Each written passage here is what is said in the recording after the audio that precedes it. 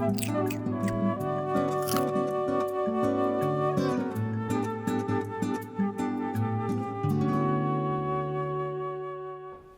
everybody, and welcome to Healthy Bites. Healthy Bites is a collaboration between Nevada County Media and Nevada County Public Health. My name is Shauna Schultz and I will be your host.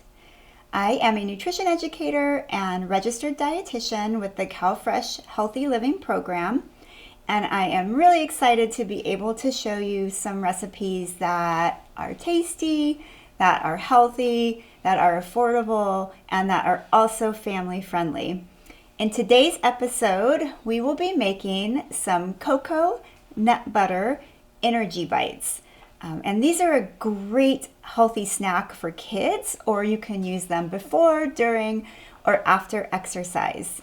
This recipe can also be found on eatfresh.org, along with lots of other tasty and affordable recipes. So we'll go ahead and get started. These are super easy to put together and very, very delicious. So let's take a look at the ingredients that we'll be using. I have some rolled oats, some maple syrup, some chia seeds, some peanut butter, some cocoa powder, and some coconut flakes.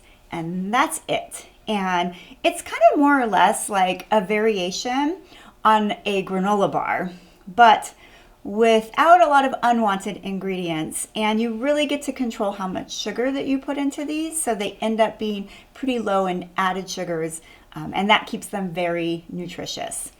So really all we have to do for these energy bites is just mix all the ingredients together. It's that easy. So we'll go through each ingredient and about how much we're using. So we'll put the peanut butter in first. And this is just fresh ground peanut butter, but you can use whatever peanut butter you have on hand. It's a half a cup. Now you may also use another kind of nut butter, like almond butter or cashew butter, or you could use a seed butter, like sunflower butter, for example. So really we're just getting this nut butter or seed butter in there to really hold the energy bites together. So whatever you have on hand or enjoy best is fine. So that's our peanut butter. And next we'll add our sweetener. So this is a 1/4 cup of maple syrup. If you don't have maple syrup on hand, you could use honey. You could use agave. Either would be fine. But it should be more liquid than solid, just because it'll help keep the energy bites together. And I'm just going to give this a quick little stir, just to try to get our peanut butter and maple syrup incorporated. I mean, who could deny peanut butter and syrup together? I really like peanut butter and syrup on my pancakes. It's quite a delicious combination. All right, next we'll add in some chia seeds. This is a 1/4 cup of chia seeds. Chia seeds really help give a pretty significant nutrition boost. They're a good source of protein. They have fiber, in particular soluble fiber, which is good at helping to keep you full. And they're also a good source of minerals as well. So they give it a nice nutrition boost, and they also add a really nice texture to the finished product as well. So I give that a quick stir.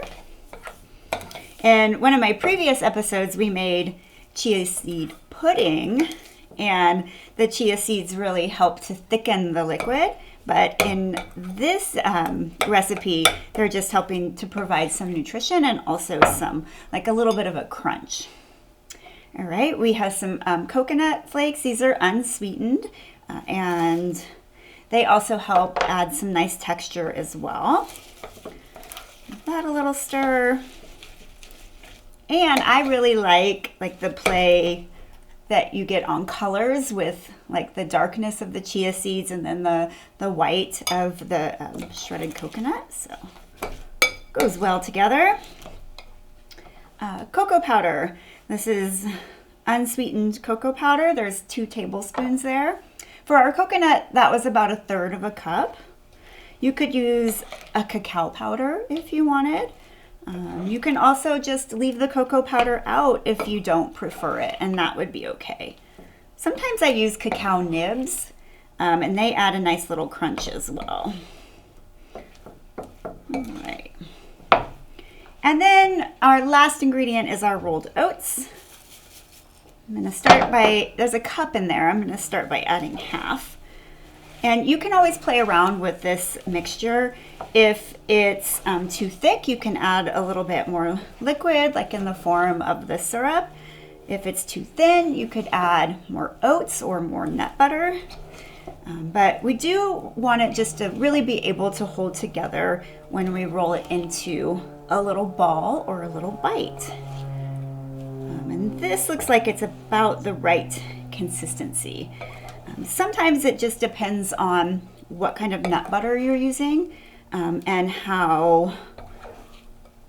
what the texture of that looks like. All right. So let's scooch this over here. So now we're ready to assemble our little bites, and we're just going to roll them into little balls. We kind of want them to be like a golf ball size. And this should make at least 12. It might make a little bit more. But this is holding together really, really nicely. And that's pretty much it. Now, to store these, I would keep them in a covered container in the refrigerator. You could also keep them in the freezer as well. But if you leave them at room temperature, they'll get kind of soft. So to keep them more on the firm side, I would keep them in the refrigerator. Now, these can be used as a healthy snack. They do have healthy fat, they have protein, they have some fiber, they have vitamins, they have minerals. So they are a pretty little balanced bite. If you're going to use them for exercise, then maybe keep them in the freezer and then take out one or two to bring with you on your hike, or you could enjoy them after activity, and that would be a nice way to replenish and refuel when you're done being active. Or you could just pop them into your lunch or your kids' lunch and enjoy them as a snack. We'll just do one more. When you taste them, I think you'll be really happy. So I hope that you're able to make these at home, and I hope that you enjoy them. And thank you so much for joining me, and I hope to see you again. Thank you so much.